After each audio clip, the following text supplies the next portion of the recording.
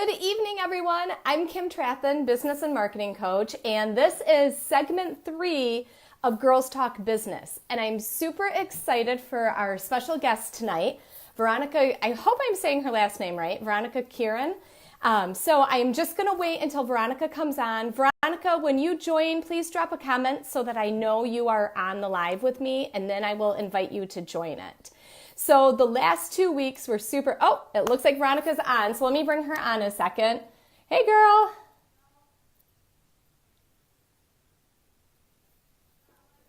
All right, I'm adding you. All right, Veronica, you should get notification to join. It's adding.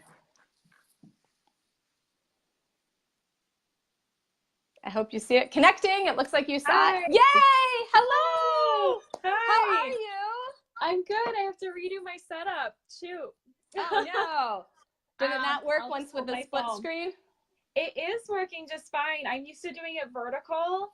Facebook never lets me do it horizontal, and you're able to do it horizontal some magical way. So I might just have to hold my phone. Oh, that's a bummer. Well, as long as you guys don't mind a little shaking. Sorry. Switch hands when you need to, right? Yes. Yeah. Cool it out. So welcome. I'm so excited that you could join me for Girls Talk Business. And for those of you watching, please drop where you're watching from. Veronica and I actually live in the same town. And I met Veronica at a networking event, I don't know, a month, 2 months ago? I don't even remember. It was the end of April. End of April. Okay. Awesome. So we're actually both in Michigan. If you're catching this, just drop, whether replay or live, drop down where you're watching from. I love to see how far people around the world catch different live videos. It's one of my most favorite things about the internet is how you can connect with all different people. So in the last couple of weeks, we've had people from, I think there was Colombia on there, Hawaii, the UK, been all over the place. So I'm really excited to have Veronica here. And Veronica, can you start out by giving a little brief history? You started your, I think it was a website services company that you had started originally. So can you kind of tell everybody what you've done and kind of what your background is? Yeah, I'll do my best. I actually started a nonprofit organization first in 2010. Oh, I didn't know that. Yeah.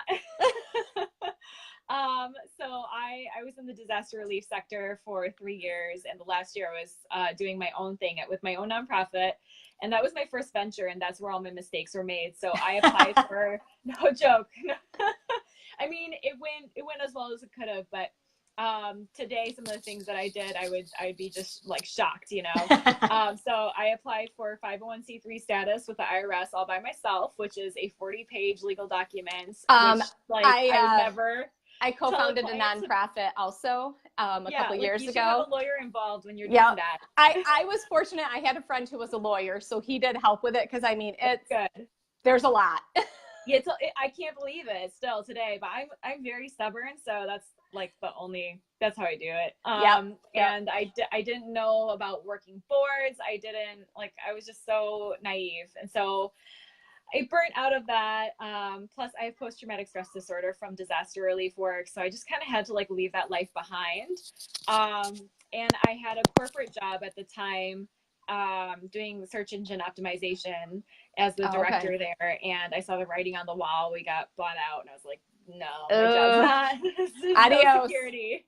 So I decided to take my skills that I had learned as the director in that position and just start my own web development company at that time. And I started it about 3 months before I was laid off. And so I had clients at that point. So I was safe. I was charging only $300 a website, which is kind of ridiculous. Again, we learn, right? Today I would tell a client no, you're worth, charge more. I know. It's so hard when you're starting out, and so many people, I feel like there's so much insecurity around starting a business and actually putting yourself out there as this expert. And so I think so often you want to bottom barrel prices. I don't want to overcharge somebody. And it's hard in the beginning. It's so true. Yeah.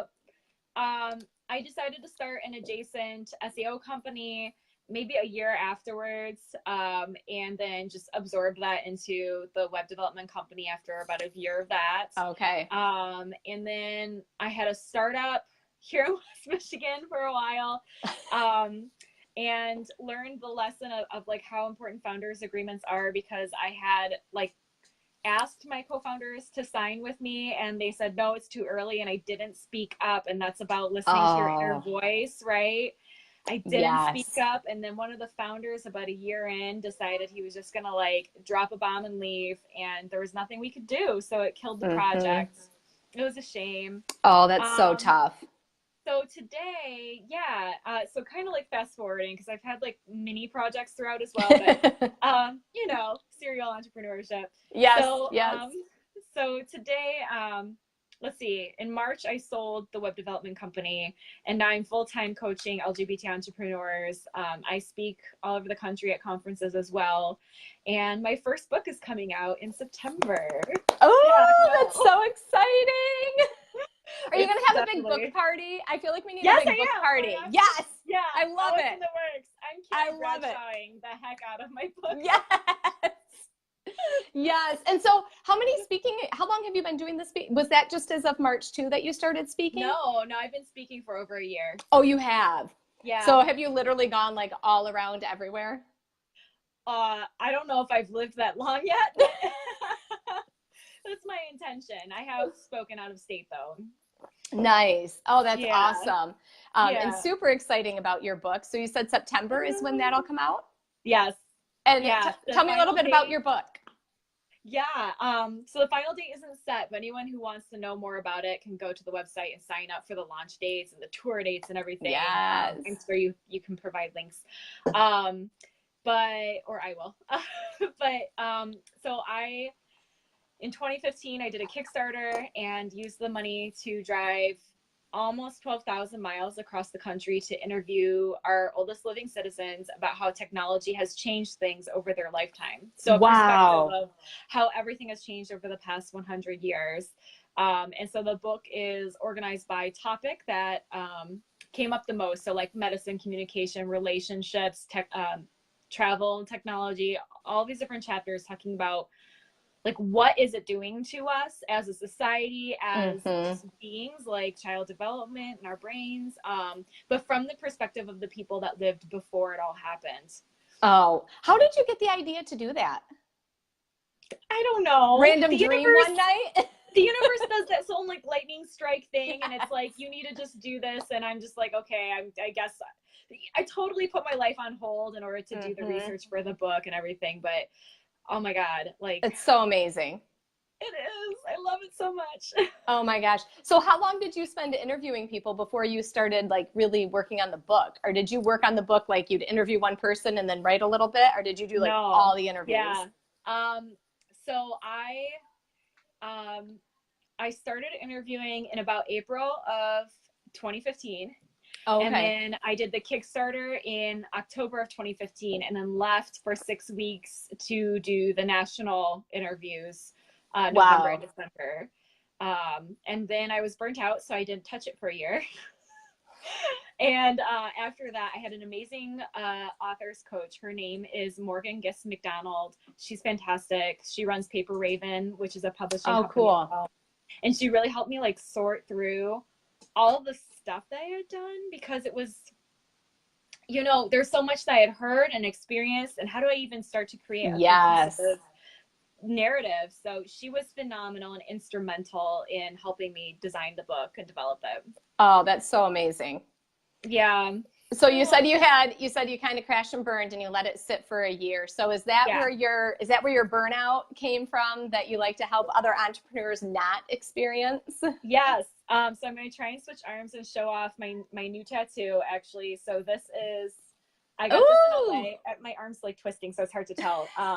Antlers. They're mule deer antlers. I'm so sorry for the shaky phone, everybody. I was so prepared to be portrayed. We forgive you. We forgive you. You can't even see. Dang it, I love succulents. I know, I was so prepared. So as I was driving, so this is a little bit of a holdover from my time in disaster relief, where when I feel like there's a cause that is bigger than me, I kind of put everything on hold and just barrel roll straight into it, pedal to the metal. And that's what I was doing with my book. I was driving or interviewing or sleeping constantly. And like I was driving 8-hour days and then interviewing strangers in their homes, which takes more energy than you may realize. Oh, it's like you're on display all the time. Yeah. So like and I was staying in like crappy hotels for the first part. I finally like woke up to that. I was like, I need to stay in Airbnbs and feel like I'm in a home. Yes. Yes. And so I finally chose to do something for myself about halfway through. I stopped in Arches National Park. It's November. It's deserted and it is the desert. So it was quiet. It's quieter than my soul even had felt in a long time, right? I'm stopping at all the arches to see them, but I am on a time schedule and my brain is still ticking in that way of like, I've got to go. I'm on a limited amount of time and I'm like vibrating at this level. Yes. So I skipped one of the arches because the arch itself was like a mile away from the road. And I was like, okay, I have 10 minutes. I'll just do it and then I'll go. So I pull over, get out of my car. No joke. I have photos to prove it. There is a woman sitting in the middle of the desert alone. It's deserted in lotus position in the roots of a juniper tree in front of this arch. Oh my gosh. Like I could not make this up. And so I take her picture because like, what am I experiencing? Right. And I sit down and like, this is how loud the universe gets when it's trying to rescue you from yourself. She starts talking to me about yoga and days of silence and meditation. And I'm like heart-wrenching because I know this is all stuff I need, but I'm still in my head thinking like, I'm on a mission. I have to go. I have to do. Yeah. And so her son finally comes back from his hike to the arch. They leave. And as they're going, I'm like, oh, I'll walk away with you because I have to go too. I need to get to Salt Lake City. And they're like, no. You need to sit in this route. You need to be in lotus and meditate here. You need to take, like, basically do what we've just been talking about. It felt like sitting where the guru had just been sitting. Like, oh my gosh. Yeah. Powerful. How amazing. I started crying.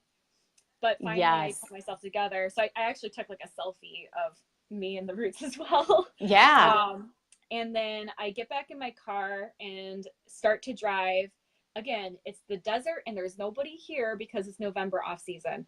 I go around the bend, maybe 1,000 feet around the bend, and there are 2 mule deer in the middle of the road because I'm like, I need to go. And right. Nope, we're going to stop you. You're in rush mode still. We're going to stop you. A male and a female, just like right in the middle of the road. And they wow. And so I finally, like, I grab my camera again, take a picture, and then get like nudged close enough that they finally slowly, languidly move to the side of the road and just stare at me like, who do you think you are?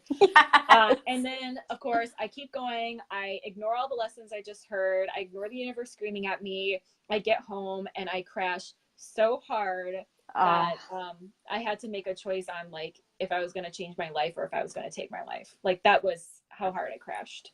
Wow. So that's why I got this tattoo, because I teach self-care to my clients and it's a lesson I'm constantly learning myself. I love it. All right. For people watching this live or replay, I want to know how many of you have tattoos. I have 2 of them and I really want another one, but I'm making myself wait. Wait for what? I don't even know what, but I'm like, I feel like I could easily get addicted to it. Yeah, I know. I know about that feeling. Yes. And I don't know, there's something about my first one that I got was, probably some poor choices in college that had been made. And I'm always like, oh, I forget that's even back there. But my second one, I love it. I have my kids' birth dates tattooed on the back of my neck. And I absolutely love that one. Do you have other tattoos, Veronica, or is that your first? I have 8. 8? See, I need to just keep going. This is my biggest. I have the Grand River. I have the Grand River on my... Yeah. Oh my gosh, I love it. You know what that from the symbol of the city? Yes. I love it. I have one here that most people can't see. I have the bisexuality symbol. Oh, yep. The semicolon, of course. Yes. And then a few others around, but I try to go small because I don't have a lot of canvas. Well, I was gonna say you're little. Yeah. You're little tiny Veronica. Yeah. I love it. So what types of things when you work with your coaching clients, how do you teach them about this self-care? And I know, I think maybe it was in your application. I don't remember if it's when we were chatting in email or your application, But you made the comment, and I loved it, how self-care is much more than manis and petties. Like it's deeper than this, you know, but so often people do think of like, well, I should just go get a massage. I'm just going to go buy a new lipstick and take myself out shop. No. So like, for example, 2 weeks ago, I did self-care by taking myself to the dentist. You know, self-care is a lot more about self-parenting than it is like doing some like froofy, like, yes, getting a mani-pedi can be super therapeutic. And it's like, if that is your time away from, you know, a chaotic family life, you know, if you've got toddlers, like, bless you, go get a mani-pedi, like totally. But it's more than that. With my clients, everybody's in a different place. So, I always kind of have my ears pricked for whatever is going on in their lives and just kind of mentally checking in to see what's happening. But I definitely, you know, try to teach them that we always are spending energy. There's this energy expenditure. They're not public yet, but I am planning retreats to teach how to manage this. But you always are spending energy, whether it's positive or negative. You know, like if you go to a concert with your favorite band, you have to spend energy, just the same as when you have a really hard day at work. It may be more or less energy, but you've still spent energy. Yeah. And so it's a lot of like, how are you managing that and restoring that?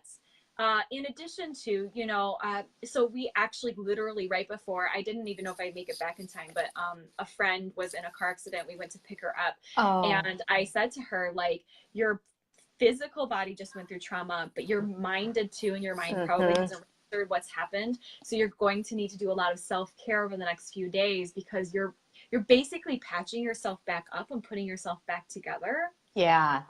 And then anyone who's been in trauma, like I have, trauma tends to create a mind-body separation. And so that takes another set of self-care to kind of bring the integration back together, become a whole person again, which can be hard to do. Yeah. So, like I said, everybody's different for sure. Sometimes it's like family of origin stuff. Sometimes it's work stuff, but I do try to like prick my ears, listen for what's going on. And, sometimes a whole session is spent on self-care instead of on business. So hypothetically, if somebody maybe wasn't real great at making time for self-care because they maybe have 3 boys, maybe still work in corporate, maybe running their job, and maybe their boys play baseball, basketball, football, breakdance, Cub Scouts, and everything else under the sun.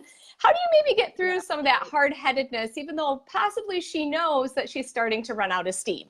Hypothetically, of course. I mean, just asking for a friend. Anybody like that. Asking for a friend. Right. No, I actually do have clients with kids, and so we'll work through that a lot. I'm guessing if you're shuttling people around, or if this person is shuttling people around. Yes, this person. There's probably moments in the car where the car is finally empty. And so self-care can look like sitting at a stoplight and just counting your breaths in and counting your breaths out, because by doing that you can down regulate your nervous system and kind of come down from that vibration that was like kids are vibrating at a different frequency. They are. I'm a big fan of waking up just like, I actually wake up 2.5 hours before I want to be on for the day. But if you can't do that, or you don't, you know, it depends what the night before was like too. Like if a kid's waking you up in the middle of the night, it's not possible really to wake up extra early. But like what can be done during breakfast? What kind of food can you make for yourself that feels like a little extra step in the right direction? So instead of just throwing a waffle in the toaster, maybe like make an egg. And for some people, it's a massive shift. And it translates to your subconscious that you've done something extra for yourself. And that's a really good self-love thing as well. Yes. And I know, and I like that breathing technique. I'm going to have to try that too. I love the car time because I feel like it's about the only time of day where I have complete peace and quiet. Yeah. Like maybe when you're going number 2. Yeah. Maybe. Actually, I think usually people are trying to like knock down my door and I see like children's fingers coming underneath and I'm like, please, I'm in the bathtub and they bust in and, you know. Yeah. You know, the old homes around here, our house was built in 1927, so half of our locks don't work on the bathroom door. I got one of those. Yes. So yes, I feel like that car ride is really like the only time. So a lot of times I'll listen to like my personal development books because I always feel like that like helps kind of maybe regulate my mood a little bit and get me like off of like, like I just got everybody ready into school and there was fighting and blah. And then it can kind of bring me down a bit. But I don't think I've ever really tried focusing on my breathing and like really just like that moment of stillness and quiet. Yeah. Well, we live in a culture that is really afraid of silence. And yet silence can be the best thing for when your nervous system is running like crazy. Yeah. Because technically, so first of all, driving is still energy expenditure. You have to be right. You're still, yes. We hope we are. And if you're listening to a book, like I think that's a fantastic use of your time for sure. And I can tell that it is soothing for you. It is also input. Yeah. You're still putting things into your brain and your brain is working to record them. So even if you take like the first 3 minutes that you're in the car alone to breathe, especially if you're at a stoplight or even in the parking lot where you can just close your eyes and kind of like just be, and then go ahead and put your book on and go drive. And take that you're time. Not kind of like banging into the next thing. Right. And I find that too, like, I know for me, like I love exercising. I used to run, and getting in the season of still being in corporate and launching a business at the same time. Like I felt like something had to give in my days because I have the 3 kids too. And unfortunately, I feel like my health and my nutrition is what took a back seat. And in my head, I say to myself, like, even just a 15-minute workout in the morning, but then I get up and I'm like, on the computer and I'm, you know, like I start working and get my stuff done. And I know like, I just need to bite the bullet and make myself a priority instead of making everything else a priority. Yeah. Amen. Yes. Woo! I try to leave the phone in. So like my phone is my alarm. So it's like in or around my bed, which I've, okay. But I know, me too. In the morning, I have the things that I like to do in the morning to kind of like ritualize, get into the space I want to be in. I also try to wake up with compassion for myself. So if for some reason I cannot get the workout clothes on and go for a jog, like if it's not like I'm not there, I don't beat myself up about it. I have self-compassion and forgive myself for either not having the energy or not feeling like it or being in a funk. I try to leave the phone away. I try to do as much as I can without the phone in the morning, because the second you pick up the phone, you're getting input again, just like I said. And it's awesome. And it's other people manipulating your energy and your mental being. Plus, I feel like with the phone, it can just turn out to be a giant time suck. Suddenly you're just scrolling and it's not even responding to anything of value. You're just...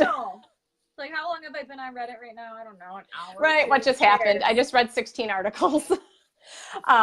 So what would you say when you work with women, whether they've already launched, when you do coaching, is it usually with women in business that are business owners? Or do you work? It's most of the time women, but my niche is LGBTQ entrepreneurs, but I do have some straight women. Okay. Well. And are they all business owners? Do you focus on business owners, or do you work with entrepreneurs? Okay. Yeah. So not all business owners either. Gotcha. So what is kind of your big advice if we have anybody that catches the replay or watching it live and they're maybe in the early stages of starting their business? You said like you learned a lot because you kind of didn't do things how you would tell people to do them now. What are some of your, what's your best piece of advice or your top tips that you give somebody who's in those early stages of startup or maybe thinking about starting a business? So my number one baseline, this is how you get to everything else, is to start scaled. So my trademark phrase, my trademark part of my program is self-care through scaling. You get more time and more work-life balance by having a scaled business. And it was the biggest mistake that I had to learn through and phase and pivot my business into being a scaled business, because I didn't start with a scaling plan. You might not be able to start with like 20 people. Okay. Right. But you can start with the plans in place. Like, how am I going to build this program or this division of my business in a way that is very easy to transfer to somebody when the time comes? Or what can I outsource now? So a lot of you, I'm sure, have businesses that have like this going on, that, and there's all these things, right? Instead of trying to do it all yourself, take a look at what you can outsource. And if you can't afford to outsource, first of all, I would really think about that hard, because a lot of times outsourcing actually makes your business jump in value because you're no longer a finite being trying to do everything. But if you truly are at the beginning, just, you know, you can't afford outsourcing, still make a list and figure out what is outsourceable. So then as you start to get the capital, you can start knocking those dominoes down and not pulling your hair out anymore. And then with that, I mean, just as an example, I scaled my web development company. I was working 10 hours a week by the time I sold it. That's like the dream, right? We were doing 6 figures. Yeah. You know, at 10 hours a week. You do not have to grind. It's such a big myth. And that's why, like, I'm trying to bust through that. It's like, you do not have to grind. Yeah. You do not have to hustle your whole life in order to be successful.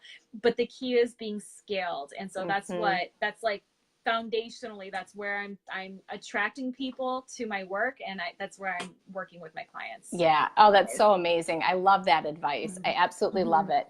Well, thank you so much for joining me. Yeah. I'm so excited to have you on here. I feel like we should get together for a glass of wine or tea or coffee or something sometime. I'm so down. That sounds great. We'll compare tattoos. It'll be awesome. Yes, exactly. And I am going to, what was that? I think you'll enjoy this. I ended up perching the phone in the succubus, so that's why it's no longer moving. Yeah, see, you are resourceful. That's what that shows. That's what being an entrepreneur is all about. It is. It's, you know, making adjustments on the fly. You got it. I love it. I am going to include all of your links and everything in the description of the video today. To let you and everybody else know, I am working on a Facebook group called Girls Talk Business, and I still plan to hold the lives on my business page, but I'm still tweaking really what my end vision is for the group, but I envision it being a place with some additional support for people. Veronica, when I launch the group, I would love it if you're willing to join it. And then if people have questions about your specific live, I'm thinking in the group would be an area that people could get in touch with you and maybe get some conversations going that might be beneficial for other people that are in the group. So that is to be coming at some point. I got to work through some more of those details. For those of you watching us, tell us if you catch the replay. Don't forget, tell us where you're watching from if you didn't. Share with us what your self-care practices are. I think we all have these little things that we like to do and enjoy doing. So I would love to see what everybody else does with their self-care. And I hope you will all tune in next week at 4:30 p.m. again, Eastern Time Zone. Next week, my guest is Lexi Healy, and she is going to talk about getting comfortable in front of the video. So a lot of people get really scared to push that big red live button. So we'll see if we can help some people through that too. Veronica, thank you again. It was so wonderful to have you on, and I hope you have a fabulous night tonight. You too. Thank you. Bye, everyone.